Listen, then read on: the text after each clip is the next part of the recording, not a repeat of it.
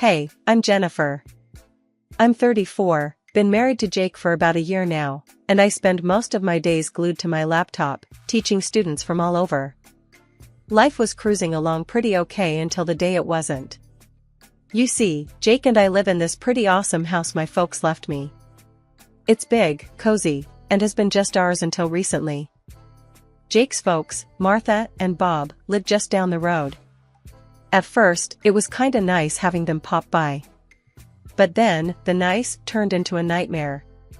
Martha, with her lifetime badge of housewifery, started nitpicking everything from my cooking to how I kept the house. And let me tell you, her standards were somewhere up in the stratosphere. "Jennifer, darling, this pasta is a bit bland, don't you think?" she'd say, screwing up her face as if she'd bitten into a lemon. "And the house? Oh, boy. A woman's touch means a spotless home," she preached. "You do want to keep Jake happy, don't you?" I bit back 1,000,001 retorts every time. "Martha, I work. It's not like I can magic the dust away between classes," I tried explaining once, hoping for a shred of understanding. She just sked, waving her hand as if swatting my words away. "Nonsense. It's about prioritizing. Your job is to take care of the home. And Jake, of course." One day, she even had the nerve to inspect Jake's laundry, right in front of me. "You're letting him wear this? The colors have faded. You're not using the right detergent." I was seething, fists clenched so tight I could probably turn coal into diamonds. But I swallowed the anger, thinking, "Keep the peace, Jennifer. They're not staying with us. It's just a visit." But, man, those visits felt like they were stretching the fabric of my sanity thin. Really thin. One sunny afternoon, I was setting up my laptop for my next online tutoring session when I heard a truck pull up outside. Peeking through the window, my jaw nearly hit the floor. There was Jake, helping his parents unload boxes and furniture from a massive moving truck. My heart sank. This wasn't happening. Martha, ever the matriarch, was directing traffic like she owned the place, while Bob just seemed pleased as punch, not lifting much as he surveyed his new kingdom. Jake caught my eye and gave me an apologetic shrug. I stormed out. "Jake, what on earth is going on?" "Oh, hey, babe. Surprise. Mom and Dad are moving in with us. Isn't that great?" He was all smiles, clearly oblivious to the nuclear level of my panic and anger. "Great? Great? When were you planning on asking me, your wife, about this little life-altering decision?" I was practically spitting each word, incredulous. "Babe, calm down. It's just for a little while. They're having some financial troubles, and this way, they can rent out their place for extra cash. It's a win-win."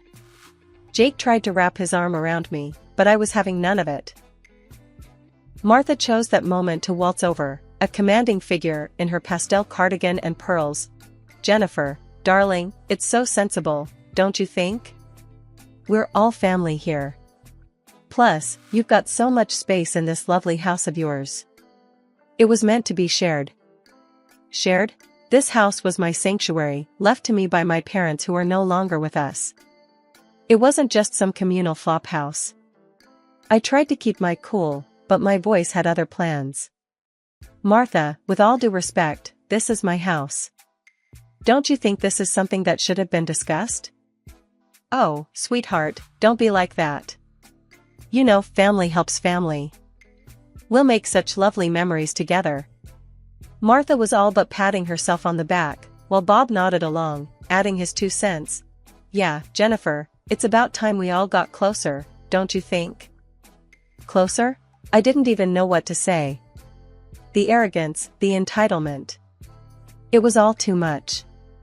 Jake looked between me and his parents, a deer caught in headlights. "Come on, Jenny. It'll be fine. What's mine is yours, and what's yours is ours, right?" Wrong. So very wrong. But as angry as I was, I couldn't bring myself to kick them out on the spot.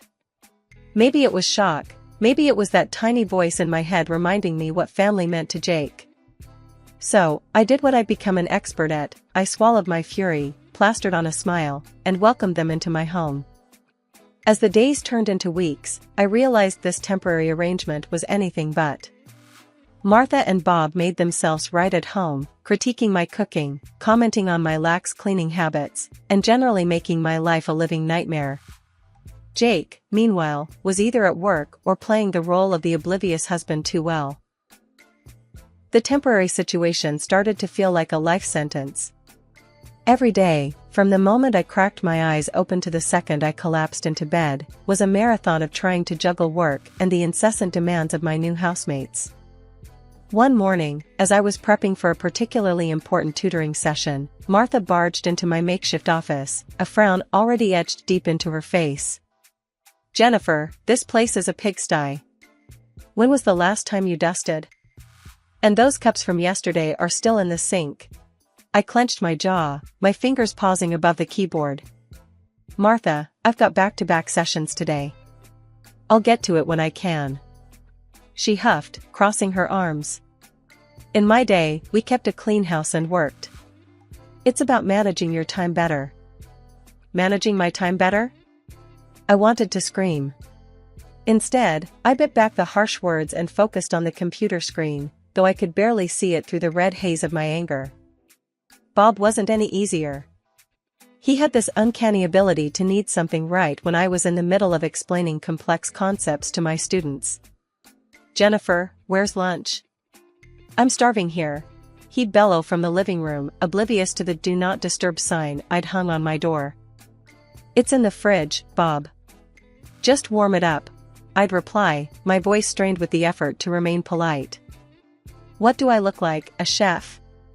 Can't you take a break and fix something?" he'd shoot back, his voice booming through the thin walls. Jake, bless him, tried to be the peacemaker, but his efforts usually amounted to little more than added frustration.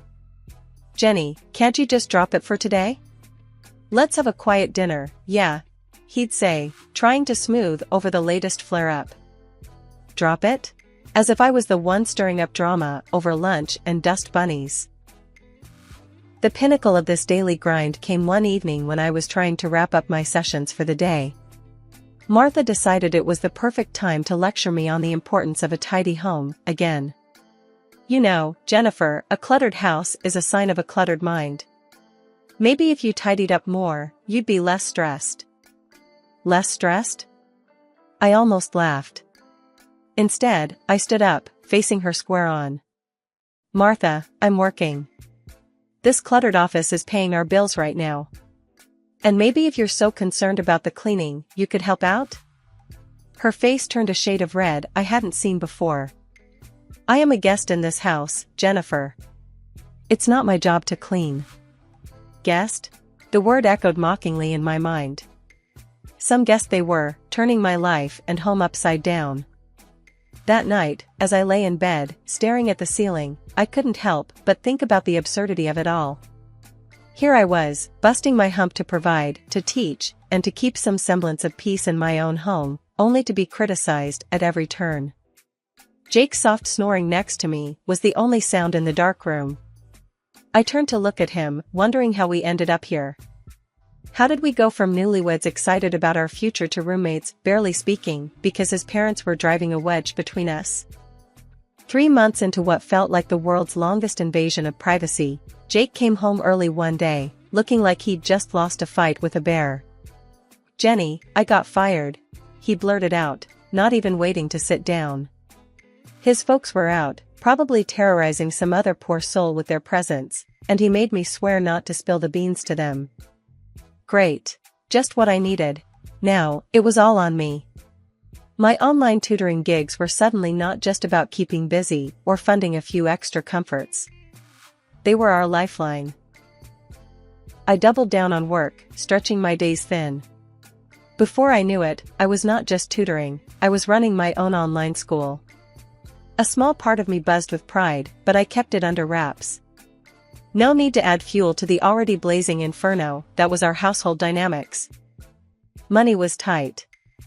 Tighter than a lid on a jar that's been sealed for a century. Every penny had to scream for mercy before being spent. It got to the point where I had to have the talk with Martha and Bob. Look, I know this is awkward, but I need help with the bills.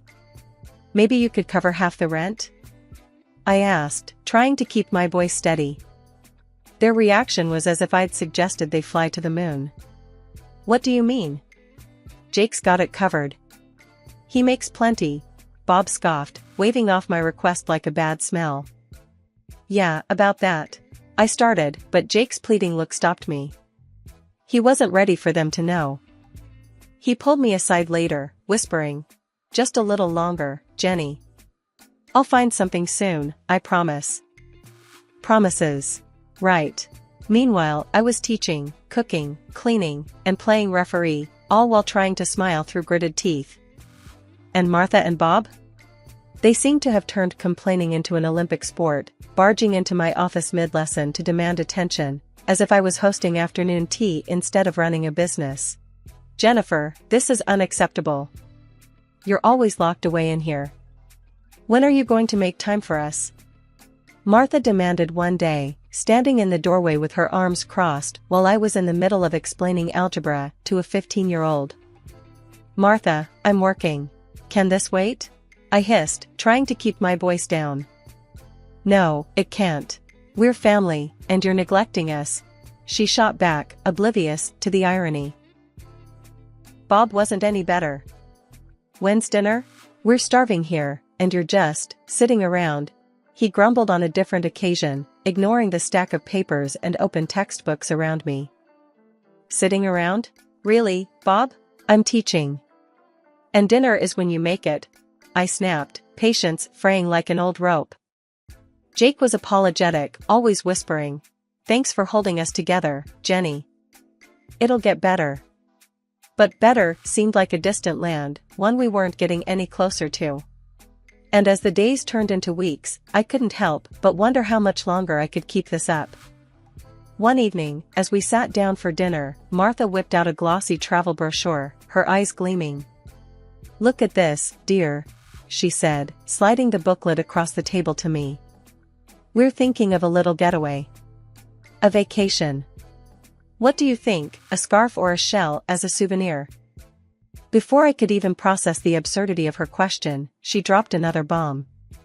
"And, darling, if you could spare $2,000 for us, that would be just peachy.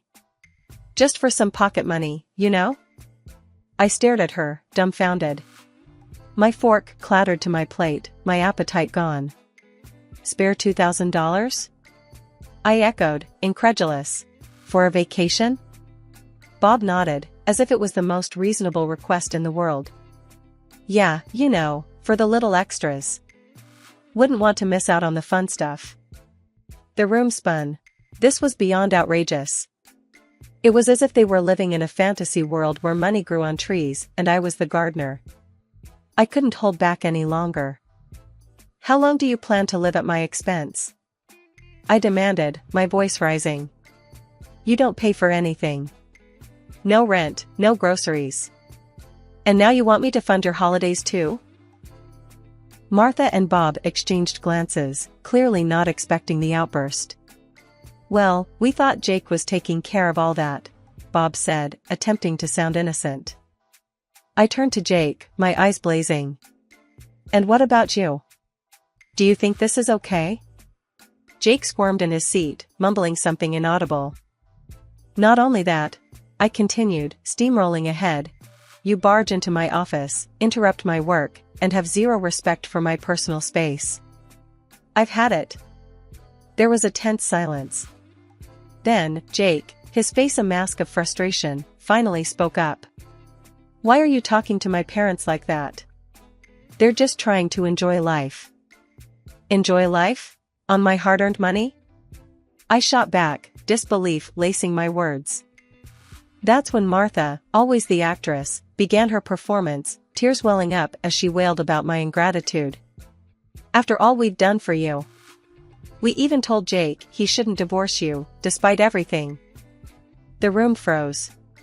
"Divorce?" I echoed, the word slicing through the tension. I turned to Jake, my heart in my throat. "Is that true?" Jake's face went from red to white, a guilty look flashing in his eyes, before he averted his gaze. Martha, seizing the moment, clutched at her chest, gasping dramatically. "My pills, upstairs. Please." Despite everything, concern washed over me. I stood up abruptly, the need to ensure she was okay momentarily overshadowing my anger. "Fine, I'll get your medicine." I left the dining room in a daze, my mind racing. The accusations, the deceit, and now this talk of divorce? My world was unraveling, thread by thread, and I was left to pick up the pieces. I had barely reached the top of the stairs when I realized I didn't even know which medicine Martha was on about. Turning back, the last thing I expected was to overhear the truth that would turn my world upside down. Jake's voice, usually so warm and familiar, was barely a whisper, yet every word struck like a hammer. "Mom, you nearly blew it tonight. We need to get her to sell the house first. Talking about divorce now is just going to spook her." My heart stopped. Divorce? Sell my house? The pieces clicked together in a mosaic of betrayal. His mom, Martha, was quick to reply, her voice a hiss. I know. But keeping up this charade is exhausting. She's not as clueless as you think." Jake was insistent, almost desperate. "Just stick to the plan. Make things hard for her, unbearable even. She'll cave, sell the house, to get away from you, and then we can do whatever. But not before. If she divorces me now, I get nothing from the sale." The coldness in his voice, the calculated manipulation, it was all laid bare. My knees felt weak, my heart shattered. This was their plan? My husband and his parents, plotting against me in my own home? He continued, oblivious to my silent presence. "We'll be set once this is done. Sell the old place too, and we can finally get something better. Just, lay off the big purchases for now. Don't draw attention." I stood there, frozen, a statue of disbelief and hurt. They were supposed to be my family. How could they do this? Back at the dining room door, I paused, collecting myself. The mask of ignorance was now my best defense. Walking in, I found Martha clutching her chest, a perfect picture of distress. "Oh, dear, I forgot to ask which medicine you needed," I said, my voice steady, despite the chaos within. Martha, caught in her act, quickly shifted gears. "Oh, it's all right, dear. I think I just need a moment. The excitement of the evening, you know." Jake glanced at me, a flicker of something in his eyes. Was it guilt? Fear? I couldn't tell. "Everything okay, Jenny?" I met his gaze, a hollow laugh echoing inside me. "Fine. Just tired, I guess. It's been a long day." As we finished dinner in silence, my mind raced. They didn't know that I knew. And I intended to keep it that way. For now, I would play the part, bide my time, and plan my next move carefully. They wanted a game? They'd get one. But on my terms. The next morning, I didn't waste a second. I called off my classes, feeling a mix of nerves and determination. Today wasn't about teaching, it was about reclaiming my life. My first stop was the lawyer's office. I laid everything out for him, the deception, the manipulation, and their plans against me. He was reassuring, clear that the law protected my inheritance. My house was mine alone, divorce or not. With divorce papers in hand, I headed back home, my resolve stealing with every step. The scene that greeted me was predictably frustrating. My mother-in-law, Martha, immediately started in on me for not having dinner ready. "Where have you been all day? We've been waiting for you to make dinner," she snapped, her voice dripping with disdain. I met her gaze, my patience worn thin. "I'm not your cook, Martha. Or your maid. That ends now." Jake tried to smooth things over, with a hint of his plan peeking through. "Look, maybe this is a sign we should sell the house, start fresh somewhere else," he said, his voice too casual. His parents nodded eagerly, clearly liking where this was going. But I couldn't help it, I laughed. The absurdity of it all, their faces, it was too much. "Oh, Jake. I know about your plan. All of it." Silence crashed down like a wave. Jake's face went white, and Martha's mouth snapped shut. "What plan?" Jake managed, but his voice was shaky, guilty. With a deep breath, I laid the divorce papers on the table.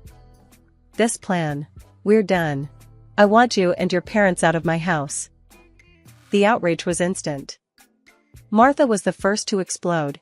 "You can't do this. We're family." "Family doesn't plot against each other," I shot back, my voice firm. Jake tried to argue, to plead, but I was unmoved. "I'm not falling for it, Jake. It's over. I've already spoken to a lawyer." His defeat was evident as he realized the gravity of the situation. They had no legal ground to stand on, no emotional manipulation left to play. Reluctantly, with anger and frustration boiling over, Jake and his parents packed their things and left. After they left, the silence in the house was deafening, but it was the sound of freedom. I sat alone in the dining room, the echoes of their departure still bouncing off the walls. It was over. I could finally breathe again, but the weight of what had transpired hung heavy in the air. I wasn't sure what to do with myself. The routine I had been so accustomed to, despite its toxicity, was gone. I decided to call my best friend, Sarah. If anyone could understand, it was her. "Hey, it's me," I said, the moment she picked up. "Jennifer? What's wrong? You sound off." Sarah's voice was filled with concern. I laughed, a mix of relief and disbelief in my sound. "You won't believe what's happened. Jake and his parents, they're gone. I kicked them out." "What?" Sarah practically shouted, surprise evident in her tone. "Girl, what happened?" So, I told her everything. From the overheard conversation, to the visit to the lawyer, and the final showdown. As I spoke, the reality of my newfound freedom began to sink in. "Wow, Jennifer, that's... I don't even know what to say." "Are you okay?" she asked after a moment of silence. "Yeah, I think I am. Better than I've been in a long time," I admitted, feeling a smile spread across my face. We chatted a bit longer, her support lifting my spirits even further. Hanging up, I felt a renewed sense of purpose. The house felt different now, it was mine again, truly mine. I could do whatever I wanted with it, fill it with new memories, maybe even redecorate. The days that followed were a blur of activity. I started making small changes around the house, clearing out reminders of Jake and his parents. With each box I packed away, I felt lighter, more in control of my destiny. I also threw myself into my online school, pouring every ounce of energy into something that was truly mine. It wasn't just a distraction, it was a lifeline, pulling me out of the murky waters of betrayal and onto solid ground. My students, my lessons, they gave me purpose, a reason to look forward every day. One afternoon, as I was prepping for a webinar that had garnered interest from corners of the globe I'd only dreamed of reaching, my phone rang. The screen flashed Martha's name, a name I hadn't seen or thought about in what felt like a lifetime. Curiosity overcame me, and I answered, bracing myself for whatever came next. "Jennifer, dear, it's Martha. We need your help," she stammered, her voice laced with a desperation I'd never heard from her before. I hesitated, memories of their betrayal flashing bright and hot. "What's happened?" "Our house, the one we rented out, it's gone. Burned down because of some electrical fault. And, well, the insurance."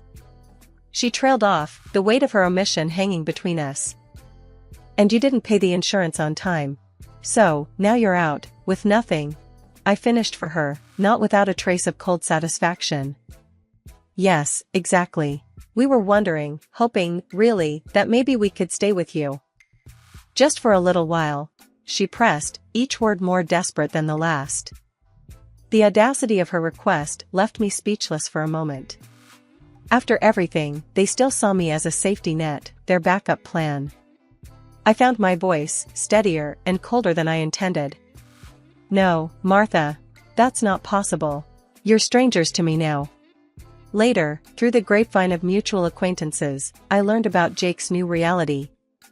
He'd taken a job, one far below the expectations and lifestyle he once held dear, just to scrape together enough for a roof over their heads and the basics. Part of me wanted to take satisfaction in his fall from grace, but another, deeper part of me just felt tired. Tired of the anger, the resentment. It was time to truly move on.